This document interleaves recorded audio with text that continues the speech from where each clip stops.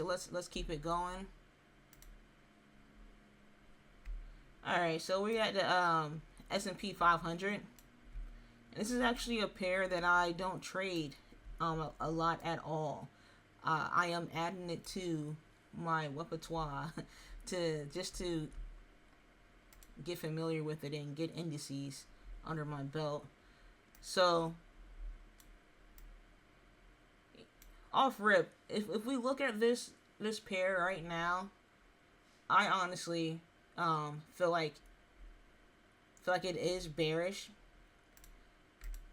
because the bearish momentum kind of started right here. So we have a high here, we have a low, we have a high. I did not break this high, and then we have a low that breaks this low, barely broke it, but then we have a high. Once again, it's not breaking this high, and then boom, death. Death. And then another high, but it's not breaking the previous high. Then we have another low, but you know, it's not, it did break this low.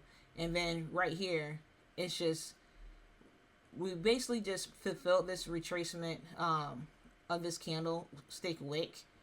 But I honestly think that this is going to turn bullish. I don't know, man.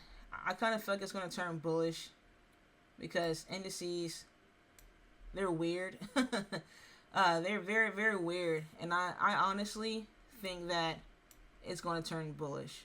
I'm just being honest.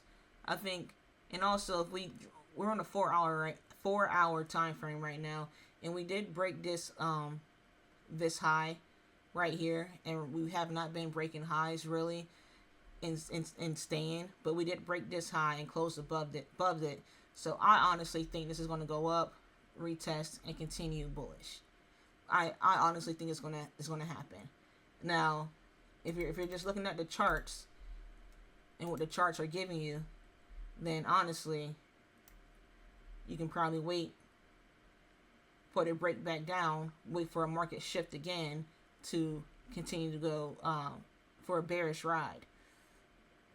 But like, even on, I just went up a time frame to the 6 hour, and you know, we're breaking highs and we're closing above it. So I feel like this pair is shifting bullish, and you just have to be patient, man. You have to sit on your hands, be patient. I'll wait for it to retest and keep going bullish.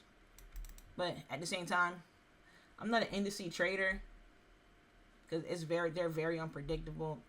It's always been a bit confusing to me, I'm not going to lie, because they're just all over the place. A lot of fundamentals are included, but that's S&P 500. That's what I would look for with that.